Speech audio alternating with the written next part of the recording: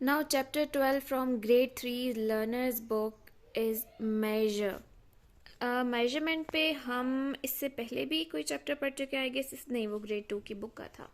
अच्छा, before starting this video में again ये बताती चलूँ कि मैंने ग्रेड 3 के इससे पिछले सारे चैप्टर्स कवर कर लिए हैं।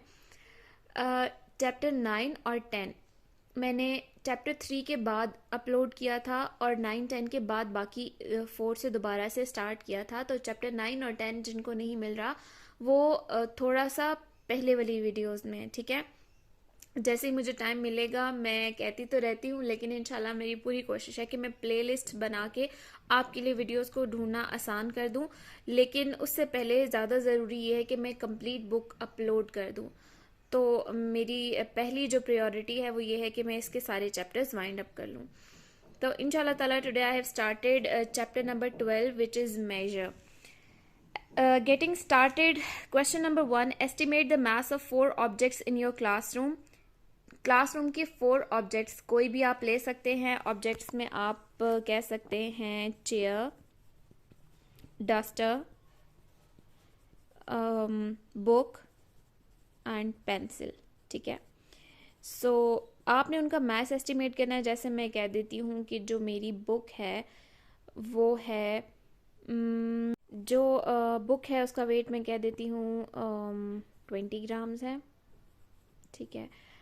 एस्टिमेट करना है लाइक आपने, ठीक है। डस्टर का मैं कह देती हूँ 10 ग्राम्स है। चेयर का हम कह देते हैं किलोग्राम्स में होगा क्योंकि चेयर का मास ज़्यादा होता है, तो मैं कह देती हूँ कि इट्स 3 kgs। और पेंसिल तो 5 ग्राम्स हम कह देते हैं। Alright, more than 500 grams. अच्छा, this is more than 500 grams, yes. Kilogram बड़ा होता है ग्राम से। 1 kilogram is equals to 1000 grams, okay. यानी 1000 ग्राम्स हो तो 1 किलोग्राम बनता है। सो डेफिनेटली किलोग्राम बिगर है, तो it's not more than 500 grams, it's not more than 500 grams, it is also not. सिर्फ हम इसको टिक करेंगे। लेस देन 500 ग्राम्स में ये तीनों आ जाएंगी।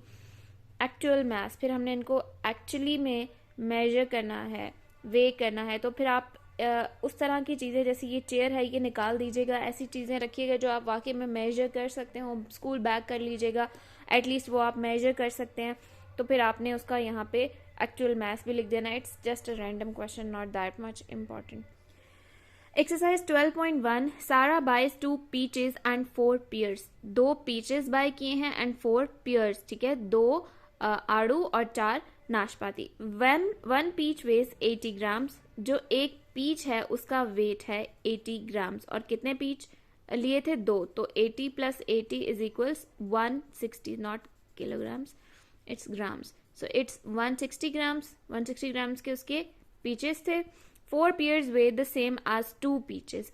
इन चारों पीचेस का वेट मिलाकर इन 2 पीचेस के वेट के बराबर है। यानी इन चारों, not peaches, these are pears, इन पियर्स का वेट इनके 2 के बराबर है। यानी इनका वेट भी कलेक्टिवली 4 पियर्स का जो वेट है वो है 160 ग्राम्स, ठीक हो गया।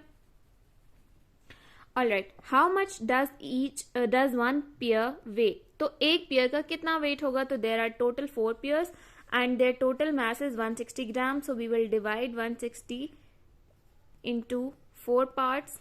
So 160 को हम 4 से divide करेंगे. 4 into 4 is 16. There remains 0. 0 into 0 is 0. So each pair weighs 40 grams. How much does one pear weigh? 40 grams. Alright. Estimate the mass of 11 pears before you work it out. Estimate करना है, उसके बाद actually उस पर workout करना है कि 11 pears का वेट कितना होगा।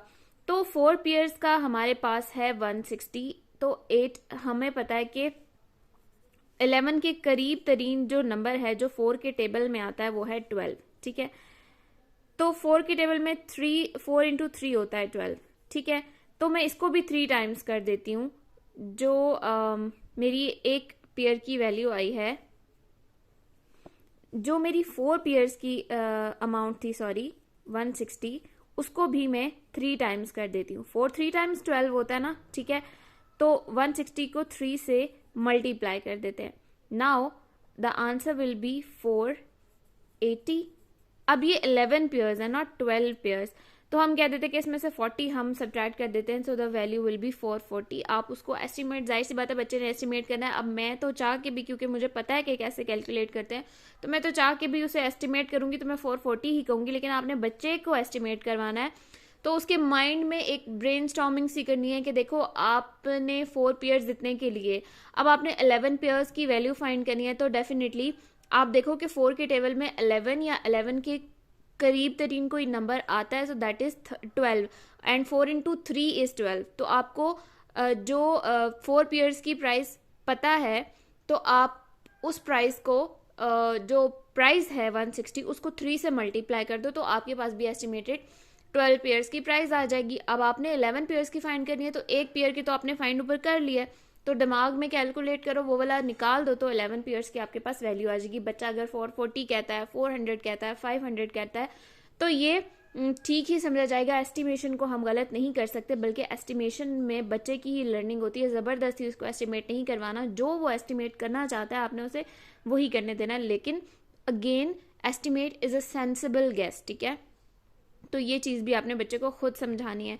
सो एस्टिमेट इज़ 450 में लिख देती हूँ, ठीक है, क्योंकि अब जाहिर सी बात है एस्टिमेशन है. It's show your work, show how you worked out the answer. अब आपने दिखाना भी है कि आपने आंसर कैसे फाइंड किया. तो हम लिखेंगे 4 pairs cost ₹160. Alright. 12 pairs cost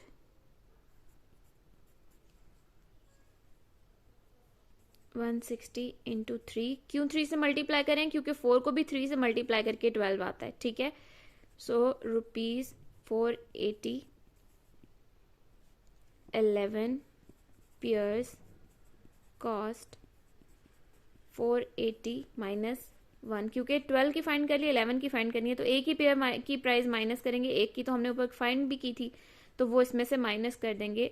so 11 pairs cost ₹440. So this is how we worked it out.